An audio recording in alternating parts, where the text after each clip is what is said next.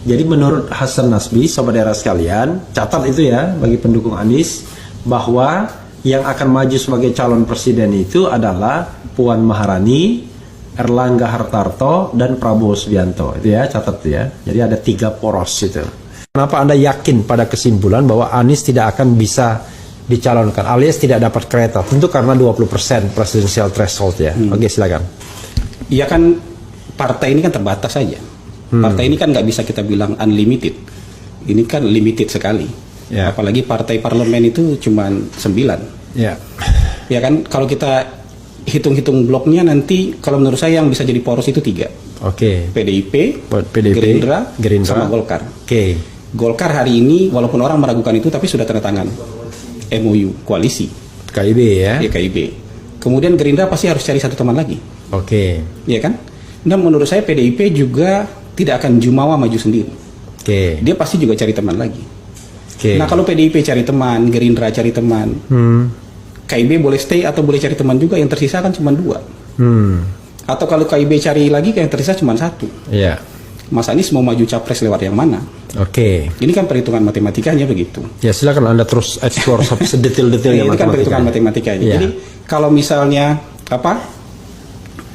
Gerindra harus bungkus satu lagi untuk majukan Prabowo, PDIP juga akan bungkus satu lagi supaya tidak jumawa dari satu partai saja. Ya. KIB sudah ada, tinggal sisa tinggal 2. Apakah itu Nasdem PKS nanti? Oke. Apakah PKS Demokrat nanti? Atau Nasdem Demokrat atau apa saja, tapi tinggal 2. Nah, yang 2 ini nggak bisa mengusung capres. Ya. Dan yang paling kita bacakan yang sudah sebut nama untuk Anies kan Nasdem. Yang sudah sebut nama itu kan ada nama Anies di sana, walaupun bukan nama satu-satunya. Iya. Dan menurut saya ketika dikasih 2 nama lain juga menurut saya itu nggak yakin amat namanya. Iya. Karena kalau yakin masuk aja dengan 1 nama, karena diskusi lobby antar partai itu bawa 3 nama itu jauh lebih repot daripada bawa 1 nama. Ya. Gimana cara bawa 3 nama ketemu Demokrat, mau yang mana Anda ini? Ketemu sama PKS, bawa 3 nama, mau yang mana Anda ini itu kan? Nah, itu secara hitung-hitungan politik menurut saya nggak bisa masuk. Nah, yang kedua itu kan mereka semua berkuar-kuar soal desain politik 2024. Semua partai. Bahkan PKS pun pengen kolaborasi, sinergi, dan agak ke tengah. Mereka semua nggak mau lagi ada polarisasi dan politik identitas. Ya kan? Nah, kalau kecuali partai-partai ini hanya untuk lip service saja ngomong nggak mau politik identitas. Ya. Tapi kalau kita mau percaya sama mereka, maksudnya kalau kita percaya partai ini bisa dipercaya nggak mau lagi politik identitas, kalau mengusung Anies Baswedan menurut saya nggak nyambung logikanya. Gitu. Sama juga dengan mengusung Ganjar.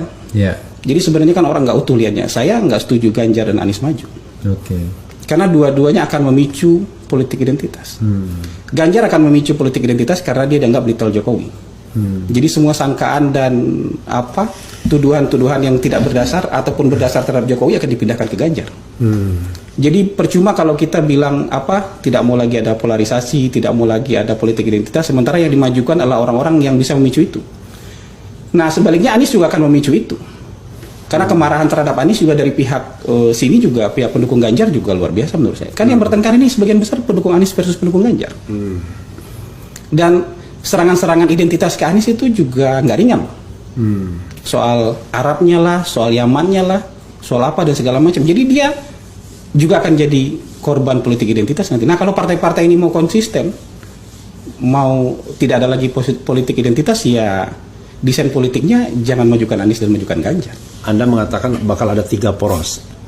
Poros pertama adalah let's say PDIP karena dia sudah pasti 108. Menurut Anda PDIP akan menggandeng siapa? Biar kita tuntas analisisnya. Dengan PKB.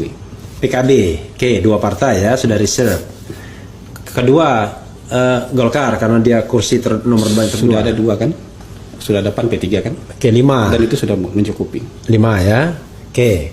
Lalu Prabowo pasti harus ambil satu lagi. Kalau nggak Demokrat diambil, kalau nggak Nasdem, ya pilih saja salah satu, tinggal Nasdem, PKS, Demokrat. Ya, menurut Anda aja. Salah satu aja tinggal 2 loh.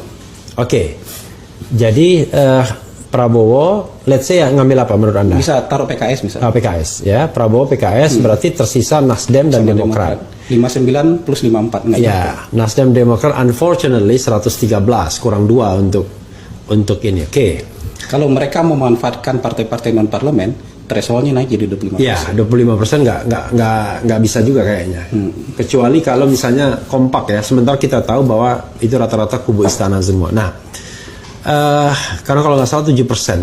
Kita cek nanti apakah mereka berdua ini bisa sampai 18% suaranya. Tapi itu kan agak berat juga. Oke. Menurut Anda, PDIP akan mencalonkan siapa? Sebagai poros pertama. Kalau menurut saya sampai sekarang PDIP akan majukan Puan Maharani. Oke. Jadi menurut Hasan Nasbi, sobat daerah sekalian, catat itu ya bagi pendukung Anies, bahwa yang akan maju sebagai calon presiden itu adalah Puan Maharani, Erlangga Hartarto, dan Prabowo Subianto. Itu ya, catat ya. Jadi ada 3 poros itu.